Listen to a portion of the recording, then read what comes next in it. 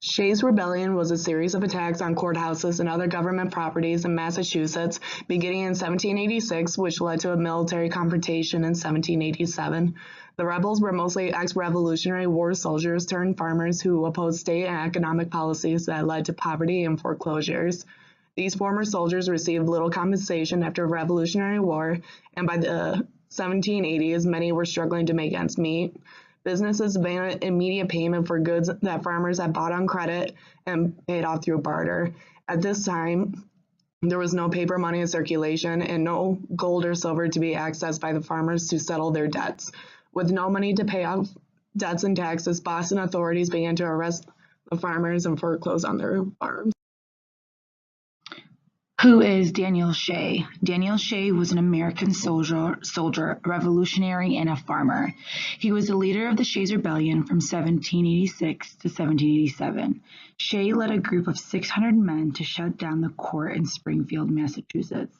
Though Shays managed to keep his farm, other farmers saw mortgage foreclosures.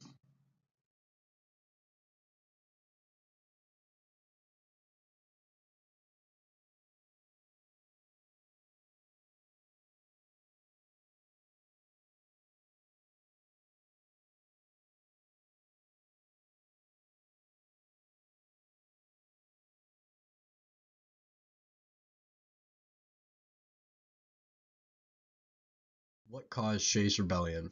Unlike many other state legislators in the 1780s, the Massachusetts government didn't respond to the economic crisis by passing pro-debtor laws, like forgiving debt and printing more paper money. As a result, local sheriffs seized many farms and some farmers who couldn't pay their debts were put in prison. These conditions led to the first major armed rebellion in the post-revolutionary United States. Once again, Americans resisted high taxes and unresponsive government that was far away. But this time it was Massachusetts settlers who were angry with the Republican government in Boston, rather than with the British government across the Atlantic. This led the rebels to close courts by force in the fall of 1786 and to liberate imprisoned debtors from jail. Soon events flared into a full-scale revolt when the resistors came under the leadership of Daniel Shays, a former captain in the Continental Army.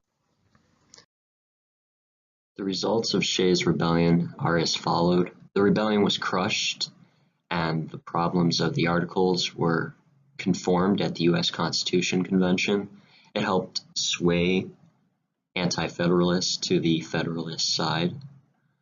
The Constitution was signed into effect in 1787, the year Shays' Rebellion ended, actually only a few months after rebellion was ended. Shays' Rebellion basically just sped up the process of reforming the Constitution or creating the Constitution.